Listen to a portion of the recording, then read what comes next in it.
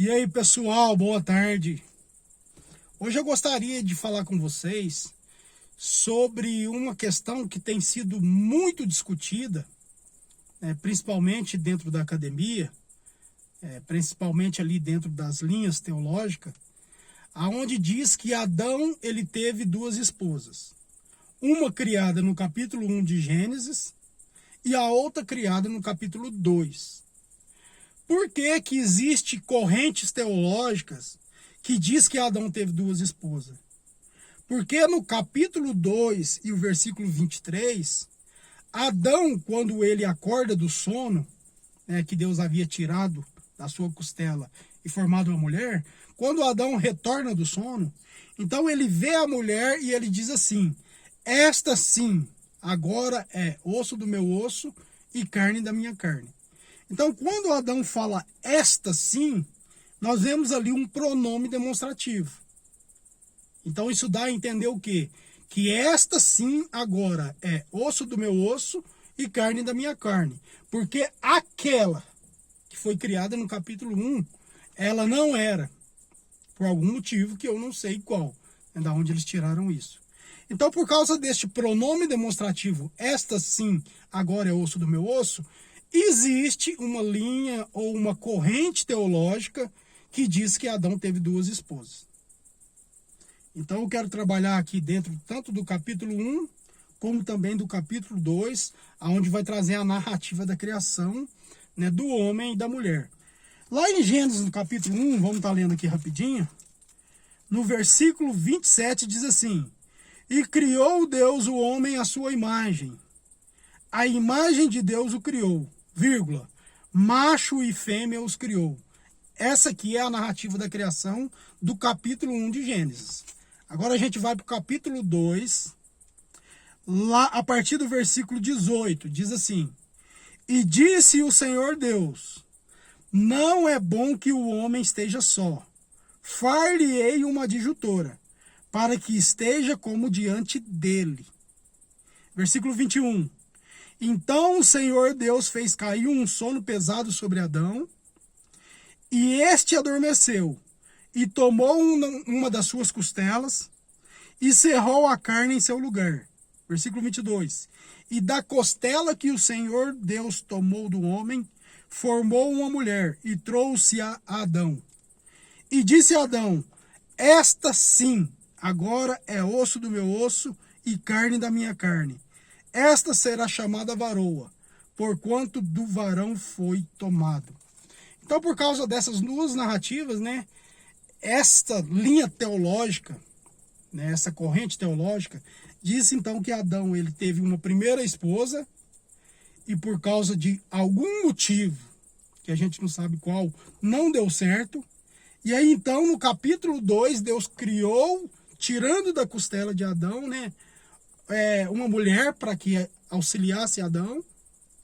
E aí esta sim, então agora Adão diz que é osso do meu osso e carne da minha carne. Então, por causa do pronome demonstrativo esta, eles então pegam em cima dessa questão, dizendo que a primeira foi uma, e o capítulo 2, teve uma outra criação de uma outra mulher que agora sim deu certo. Porém, pessoal, se a gente for fazer, estudar o livro do Gênesis, principalmente aqui em relação à criação, a gente vai ver que a narrativa do capítulo 1 é a mesma narrativa do capítulo 2. Então aqui não se trata de duas criações, se trata apenas de uma reprodução daquilo que Deus já havia mencionado no capítulo 1. Eu poderia dar um exemplo para vocês, um exemplo muito simples, até dentro da Escritura Sagrada. Quando Deus entrega a Moisés, lá em Êxodo capítulo 20, quando Deus entrega a Moisés os 10 mandamentos, a gente vai ver o relato dos 10 mandamentos em Êxodo capítulo 20. Só que quando a gente parte lá para Deuteronômio capítulo 5, a gente vai ver a reprodução dos 10 mandamentos que Deus havia entregado para Moisés. Então isso quer dizer que Moisés menciona os 10 mandamentos de novo lá em Deuteronômio. Então Moisés ele faz uma reprodução daquilo que Deus havia entregado para ele. Então Deus entregou para Moisés os 10 mandamentos em Êxodo capítulo 20. Moisés registrou os 10 mandamentos. E quando chegou lá em Deuteronômio, que também foi Moisés que escreveu, Moisés reproduziu aquilo que já havia escrito em Êxodo. Então ele fez uma reprodução. Então quando nós vemos aqui em Gênesis capítulo 1 a criação do homem e da mulher, nós vemos a reprodução daquilo também no capítulo 2. Mas qual que é a diferença? A diferença é que no capítulo 1 Deus criou o homem, macho e fêmea os criou, porém Deus não detalhou mais nada, mas quando chega no capítulo 2, Deus ele vai mostrar de novo a criação, mas porém detalhada, né? Bem desenvolvida para a gente entender como foi a criação. No capítulo 1, Deus não desenvolveu como foi que Deus criou, mas no capítulo 2 Deus desenvolveu. Então nós vemos apenas uma reprodução, né, da criação do homem e da mulher no capítulo 1. Nós vemos essa reprodução no capítulo 2 de Gênesis. Então é a mesma narrativa. Não é narrativa diferente. É a mesma coisa. Então aquilo ali, gente, se trata de reprodução. Eu já vi pessoas tentando explicar, né, essa questão na internet e tudo. Eles até pegam os evangelhos como referência, né? Dizendo que é a mesma coisa do evangelho de Mateus, Marcos, Lucas e João, né? Aonde um vai narrar um fato, o outro narra o mesmo fato, o outro também narra aquele mesmo fato dos outros dois, e depois o último também narra o mesmo fato. Então eles fazem essas comparações dos evangelhos, dizendo que tem a narrativa aqui, tem a narrativa aqui, tem ali, tem ali. Tentando explicar que a narrativa do capítulo 1 de Gênesis é a mesma do capítulo 2, baseado nos evangelhos. Eu não concordo por quê? Porque na questão dos evangelhos, gente, não é uma questão de reprodução, é uma questão de ótica. Mateus, ele escreveu segundo a sua ótica, porque ele viveu com Jesus, ele escreveu em cima daquilo que ele viu. Marcos escreveu em cima de um testemunho de uma... porque Marcos, ele não andou com Jesus.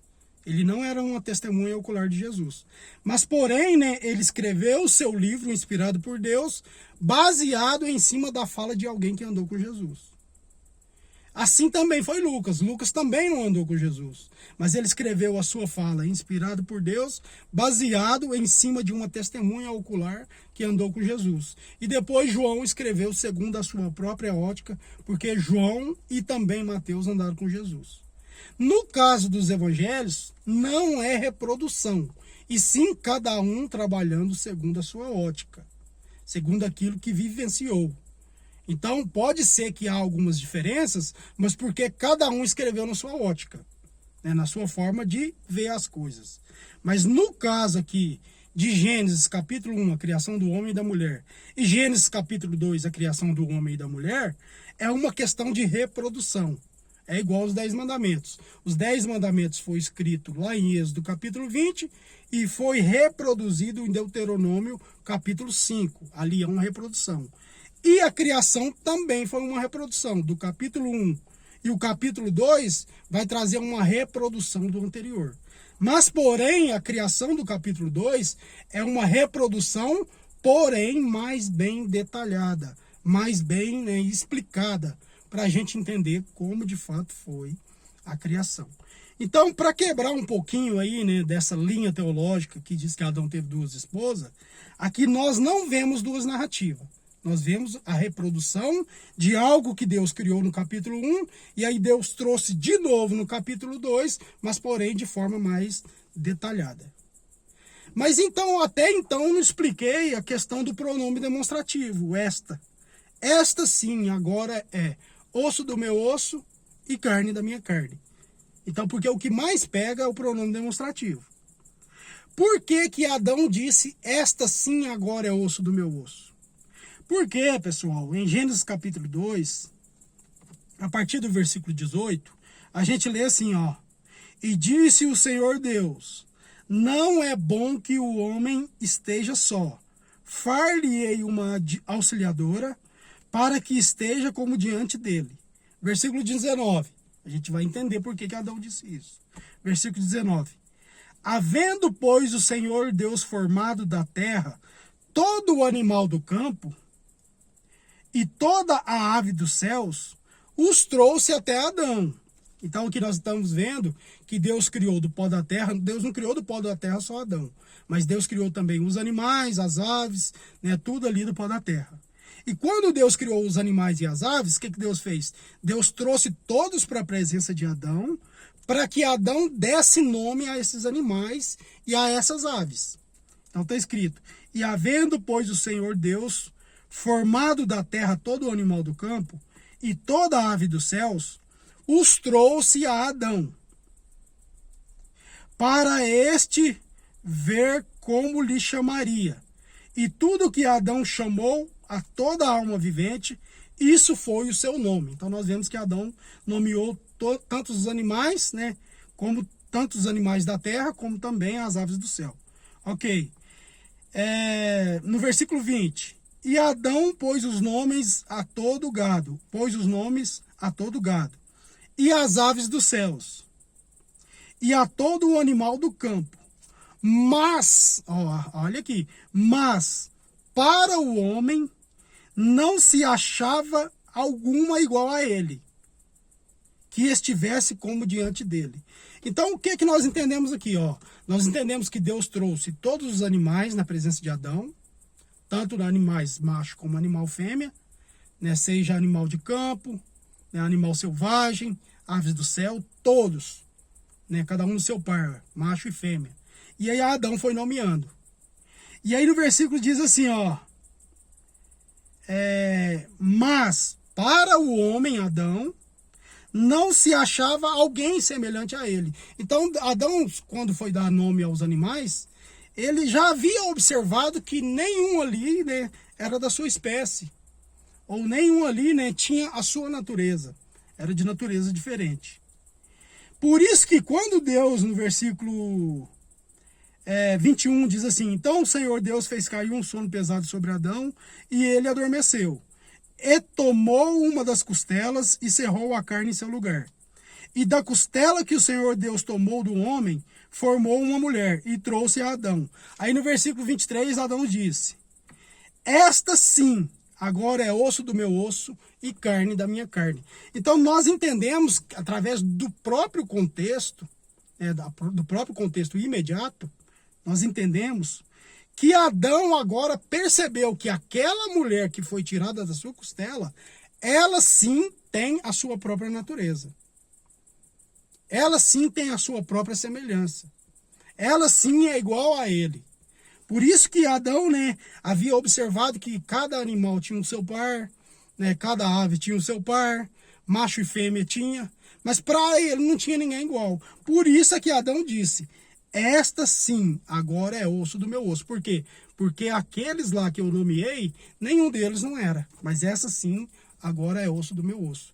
Então, gente, a explicação mais certa, a explicação mais de forma exegética mesmo, até mesmo por causa do contexto imediato aqui, a gente vê que a explicação mais certa em relação ao pronome demonstrativo, esta sim agora é osso do meu osso, é justamente em relação às demais criações que Deus havia criado, como os animais, as aves, tanto animais selvagens como animal do campo, e assim sucessivamente. Então foi aí que Adão percebeu que esta agora sim é osso do seu osso e carne da sua carne, porque aqueles lá, nenhum deles era da sua própria natureza.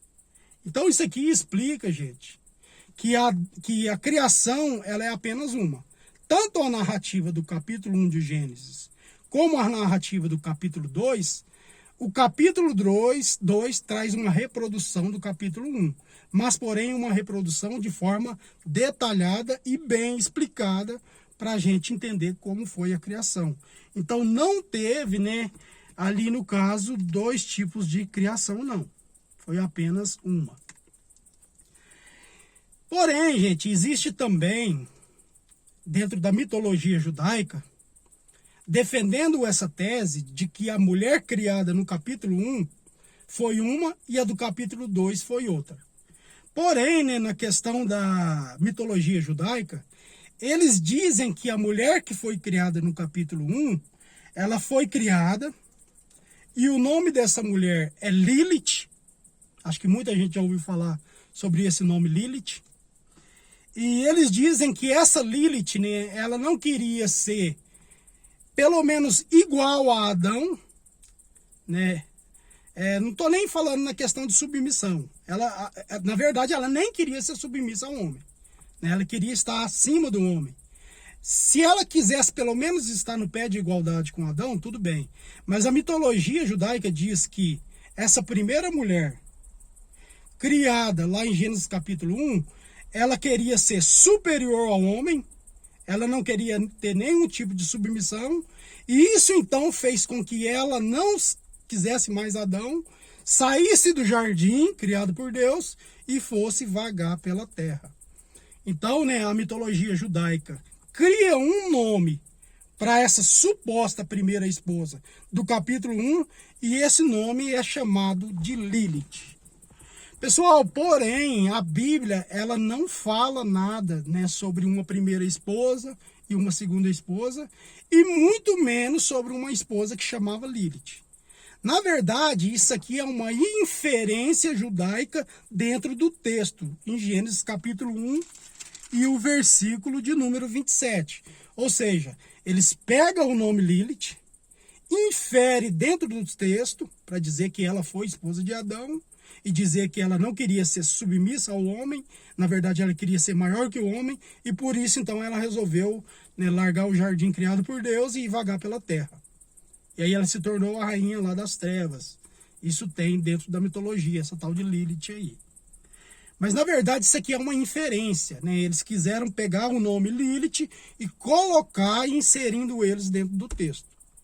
Pessoal, inferência é errado? Não, a inferência pode ser trabalhada. Dentro da teologia, a teologia ela dá condições para a gente trabalhar com inferência bíblica. Desde que essa inferência ela tenha respaldo bíblico, né? Se eu for trabalhar, por exemplo, se eu for querer trazer uma inferência dentro de um texto, eu preciso achar um contexto, seja ele um contexto imediato ou um contexto amplo, para mim basear aquela inferência, para então eu colocar essa inferência dentro do texto. Eu posso trabalhar com inferência dentro do texto, desde que a minha inferência esteja baseado dentro de passagens ou versículos bíblicos, seja ele remoto, seja ele mais amplo, ou seja ele, né, um contexto imediato ali, não importa qual que seja, mas eu preciso basear a minha inferência dentro de alguma coisa. Mas eles apenas queriam inferir o nome Lilith dentro ali de Gênesis capítulo 1, para dizer que a Lilith foi esposa, né, de Adão. Na verdade, não é bem assim. Não é bem assim. E outra coisa, gente, a Bíblia, ela fala sobre o nome Lilith? Ela fala. Vou pegar o meu outro celular aqui, vou entrar dentro do Strong, a Bíblia Strong, que é aquela que traz a tradução tanto no grego quanto no hebraico, Bíblia Strong, ok? Lá em, deixa eu ver a referência aqui, lá em Isaías capítulo 34 e o versículo 14. Isaías, profeta messiânico. Isaías 34, capítulo 34, e o versículo 14. Vamos ver o que significa Lilith aqui. Pessoal, a palavra ou o nome Lilith, ele aparece uma vez na Bíblia, que é aqui em Isaías 34 e o versículo 14. E o nome Lilith, na verdade, ele é um rapax legômeno. O que seria um rapax legômeno dentro da academia, dentro da teologia? O rapax legômeno dentro da teologia é um nome ou uma palavra dita apenas uma vez na Bíblia. Então, quando existe uma única palavra na Bíblia e ela não é mencionada em mais lugar nenhum, aquilo ali é chamado de rapax legômeno. E todo rapax legômeno, quando a gente vai trabalhar com eles, nós encontramos uma dificuldade muito grande de trabalhar com um rapax legômeno. Por quê? Porque nós não conseguimos contextos, nós não conseguimos basear o nosso estudo em cima de um rapax legômeno, justamente por não existir mais em lugar nenhum dentro da Bíblia. E o nome Lilith, ele é um rapax legômeno, dito apenas uma vez na Bíblia, lá em Isaías 34, versículo 14, e não é dito em lugar mais nenhum. Então, como que os judeus, né, vai querer inserir o nome Lilith lá em Gênesis capítulo 1, dizendo que ela é a primeira esposa de Adão, sendo que não tem como eles trabalhar em cima de contexto para tomar isso aí como verdade absoluta, no caso. Embora isso seja uma mitologia, né? Então, o rapax legômeno, ele dá um pouquinho de canseira na gente, justamente por a gente não ter como trabalhar com ele, por estar sendo dito apenas uma vez na Bíblia. Então, nós vemos aqui, ó, Isaías capítulo 34 e o versículo 14. Está dizendo assim: e as feras do deserto se encontrarão com os cães selvagens, e os sátiros clamarão uns para os outros, e as criaturas noturnas ali se acomodarão, encontrando um lugar de repouso para si. Quando eu clico aqui, ó, na criatura noturna, em cima da palavra noturna, ela vai puxar ali para mim, né, na língua hebraica, a palavra Lilith. Aí a definição do dicionário está escrito assim: Lilith, nome de uma deusa feminina conhecida como demônio noturno, que assombra os lugares desolados de Edom. Poderia também ser um animal noturno que habita lugares desolados. Então a gente vai ver aqui, né, em Isaías 34, a partir do versículo 1, a gente vai ver, né, que Deus ele está condenando as nações pagãs, principalmente Edom, né, e dizendo que as terras deles seriam desoladas, seriam entregues a animais noturnos e animais selvagens. E quando ele menciona aqui, né, o nome Lilith, que no caso aqui seria, versículo 14, que no caso aqui seria uma criatura noturna, ele está dizendo que essa Lilith é um tipo de animal noturno, né, um animal que não seria um animal doméstico, um animal do campo comum, mas é uma ave de rapina, alguma coisa nesse sentido, por causa da desolação dessas nações pagãs. Então seria aqui, né, na verdade, uma condenação de Deus às nações pagãs, que não adoravam a Deus, dizendo que suas terras seriam desoladas. E aí então eles trazem aqui, né, a única palavra, rapax legômeno, uma única vez na Bíblia, que é Lilith. E aí vem os judeus, que gosta de trabalhar com mitologia, e quer colocar Lilith lá em Gênesis, capítulo 1, e o versículo de número 27. Mas, na verdade, isso fica meio improvável, né, da gente trabalhar aí. Então, pessoal, para a gente finalizar, eu só gostaria de dizer para vocês que Adão não teve duas esposas, não existe duas narrativas, uma narrativa diferente da outra, da criação, porque se houve uma esposa no capítulo 1 e depois houve outra esposa no capítulo 2, então houve também duas criações de homem, porque o homem foi criado no capítulo 1, macho e fêmea os criou, homem e mulher, e lá no capítulo 2 vai falar também sobre a criação do homem do pó da terra. Então tem que haver também dois homens, duas criações de homem e duas criações de mulher. Mas não é. Na verdade, Gênesis capítulo 2 é a reprodução de Gênesis capítulo 1, mas porém de forma detalhada.